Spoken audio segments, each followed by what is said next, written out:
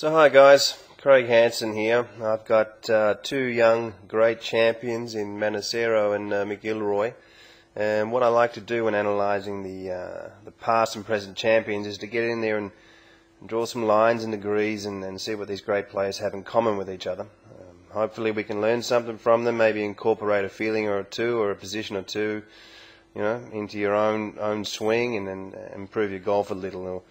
Or at least this will enable you to to understand the golf swing, perhaps a great golf swing a little bit better. There's a lot of still a lot of misled information about the golf swing. So anyway, we'll get in there and have a little bit of a look.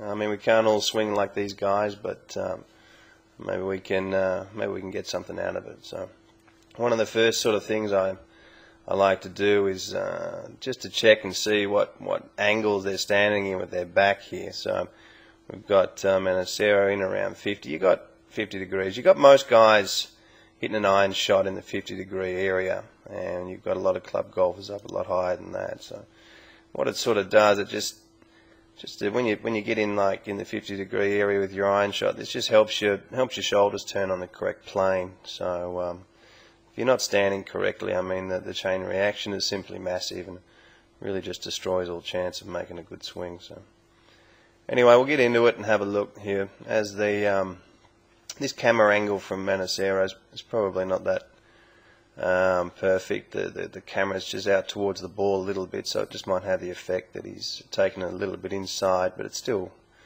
a little bit more inside than what he normally would, but it's still pretty good. So we'll just get into this sort of position on the way back here and have a look what they're doing. Like both players' clubs, Manassero's just back a little flatter, but both players' clubs are parallel to the original shaft plane, so they're setting themselves up for a great move here in their backswing. And as they get up to the top of the swing, both swings look pretty similar actually when you get up to the top here.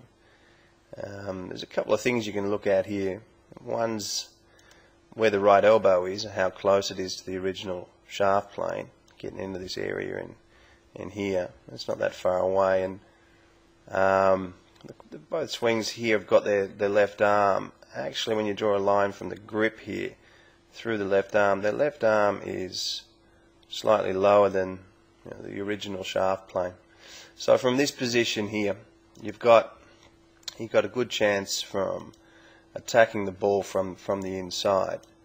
And one of the other areas that you can see here is that they've got their spine angles. Let's say it's somewhere around about here, and the right elbow's quite a bit lower than that. And both players have got that. Look pretty much the same.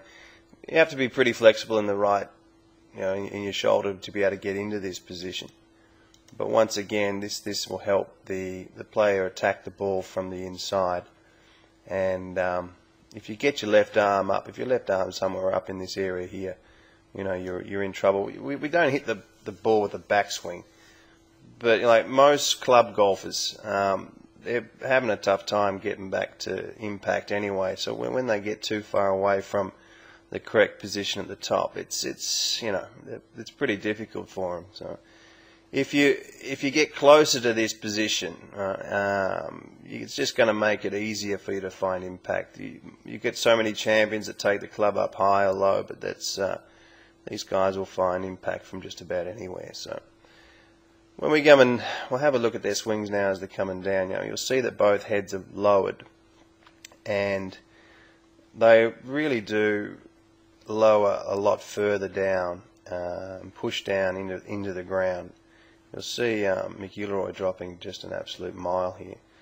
Now there's still a lot of information out there about keeping your spine angle and stuff like that. So I mean, you don't want to lift up on the way back, but you've got just about every top golfer in the world either dropping or lowering their heads on their backswing or on their downswing on the way through. So I mean, even the past champions have done it as well. So it can't be a mistake. So some of the things that it does is it helps the golfer compress the ball.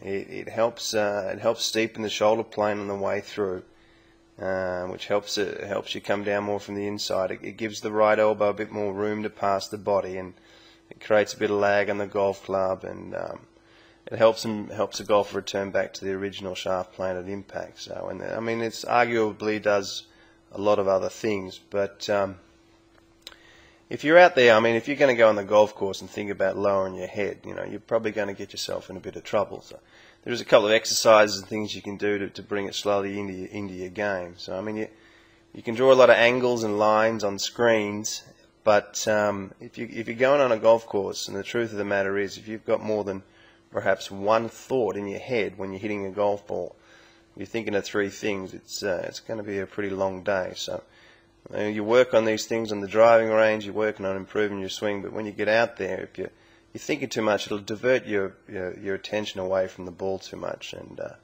you probably, when you're playing golf, you just want to have one feeling, or perhaps even just think of the target and then just hit it. So anyway, let's get in there. We'll have a little bit of a look. So both players actually come down and slightly sit underneath the original shaft plane, so they're coming right down from the inside.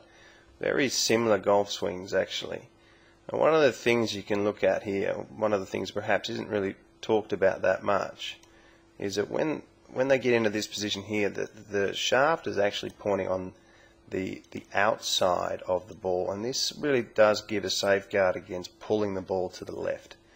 The club will split through the forearm, and you know, a lot of guys come back and remain on the shaft plane. These guys are slightly coming underneath it, but you know, they're hitting it pretty good. So let's just get rid of this other line here. As it's getting interesting when you look at these guys at impact. Really similar positions. You see that both of them tend to straighten the right leg through the shot. Now you can feel around with this feeling a little bit. If your right knee heads out towards the ball, it really does flatten your shoulder plane. So when these guys are both straightening their legs here, that it really is, if you're hitting a few shots and you fiddle around with this feeling, it really does keep you in the shot. You see how much their heads have actually lowered at impact from where they've started there. The shoulder plane is actually a lot steeper on the way through than what it was when they started.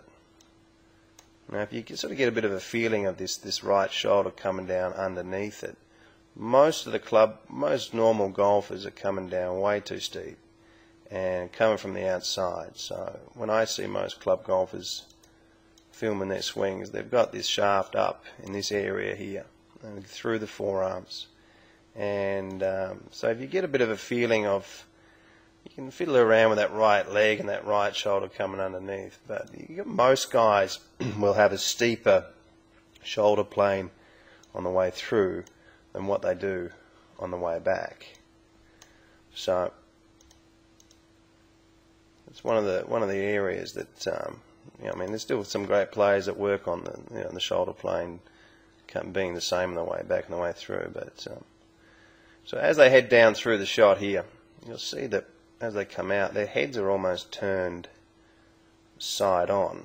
So they've definitely got the right eye is lower than the left, and the head, they're looking at the flight of the ball from side on. Both the head and the chest rotates through the shot, so you don't want to be trying to keep your head down for too long through the ball.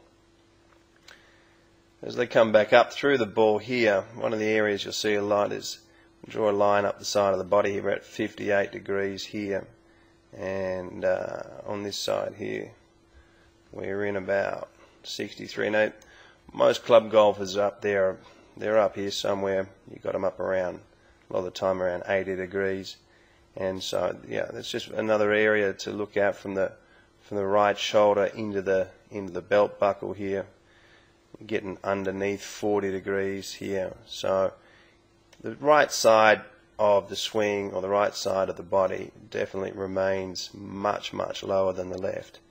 So you'll get the effect that the body's coming out in sort of this fashion. And I mean, you can work on something and get immediate results. It just depends on what area of your swing where you need a little bit of work.